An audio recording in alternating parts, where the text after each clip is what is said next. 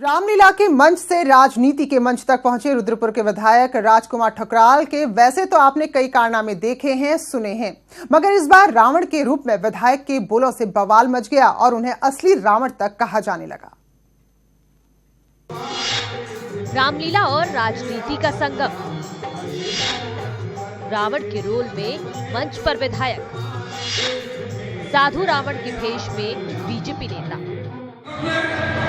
आपने नोकीले सिंहों से तुम्हारे पति को घायल कर दिया है, जिसके नाम का डंका सारा संसार में बजता हो। लंबी सफेद दाढ़ी और पूरे मेकअप में मंच पर मौजूद ये शख्स कोई प्रोफेशनल कलाकार नहीं, बल्कि रुद्रपुर के बीजेपी विधायक राजकुमार ठुकराल हैं। रुद्रपुर के इंदिरा कॉलोनी में चल रही रामलीला में बीजेपी विधायक ने साधु रावण का ऐसा किरदार निभाया कि लोग पहचान ही नहीं पाए। पूछने पर विधायक कहते हैं कि वो भगवान राम की सेवा कर रहे हैं। राम के इसी मंच ने मुझे उच्च शिखर पर पहुंचाया है। भगवान राम का काम करते करते मैं आज विधायक के रूप में आपके बीच में उपस्थित हूं। ये राम हैं जो मेरा भला करते हैं और मुझे मुसीबतों से निकालकर उच्च शिखर पर पहुंचाते हैं।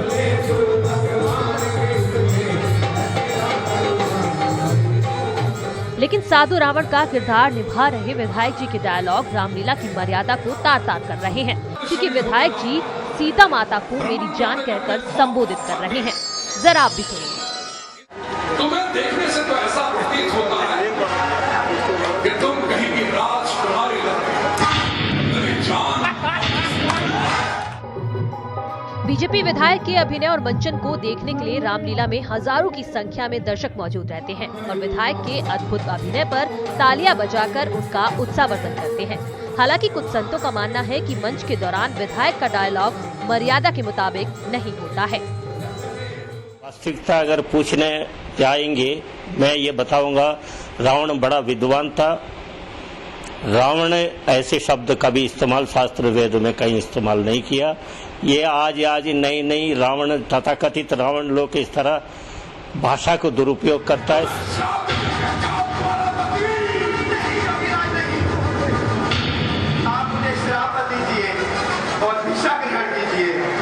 रामलीला में बीजेपी विधायक ने सीता हरण के संवाद की ऐसी प्रस्तुति दी कि दर्शक स्तब्ध रह गए।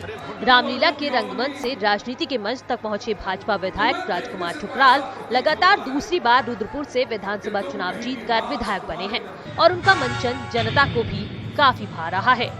न्यूज़ 18 के लिए उधम सिंह नगर से पूरन सिंह रावत की रिपोर्ट। जपले तो भगवान के है तेरा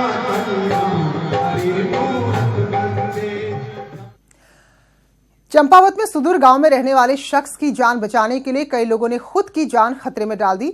यहाँ एक बुजुर्ग को अस्पताल पहुंचाने के लिए 10 किलोमीटर का पैदल रास्ता तय करना पड़ा। बांस के डंडों में कुर्सी बांधकर जैसे तैसे बुजुर्ग को अस्पताल पहुंचाया गया। तो झालाकुड़ी इलाके की तस्वीरें हैं। यहां से चंपावत अस्पताल तक बुजुर्ग को पहुंचाने के लिए गांव के लोग 10 किलोमीटर पैदल चले हैं। इस दौरान खड़ी चढ़ाई में पैदल सफर में बुजुर्ग यहां पर काफी परेशान भी रहे, क्योंकि उनकी सेहत ठीक नहीं थी, लेकिन लोगों ने जैसे तैसे उन्हें अस्पताल तक पहुंचा दिया।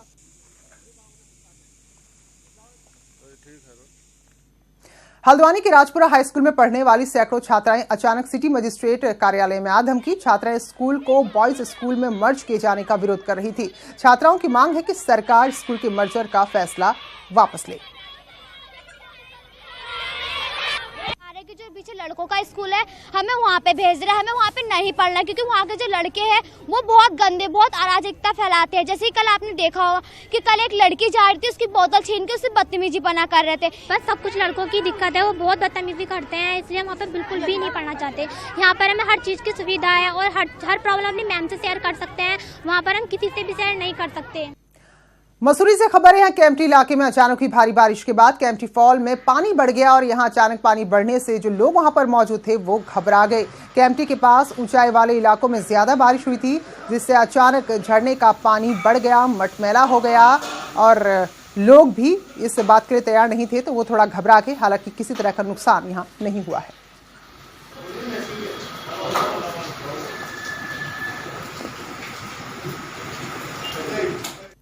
और खबर रुड़की से है। यहाँ के भगवानपुर में संदिग्ध बुखार का खौफ लगातार बना हुआ है। छापुर इलाके में बुखार से 2 लोगों की जान चली गई है। पिछले 1 महीने में 10 लोगों की बुखार की वजह से मौत हो चुकी है। हालांकि अभी तक इसकी आधिकारिक पुष्टि प्रशासन नहीं कर रहा है, लेकिन ग्रामीण यही बात दोहरा रहे हैं कि जो भी मौतें हुई हैं वो बुखार की वजह से हुई है।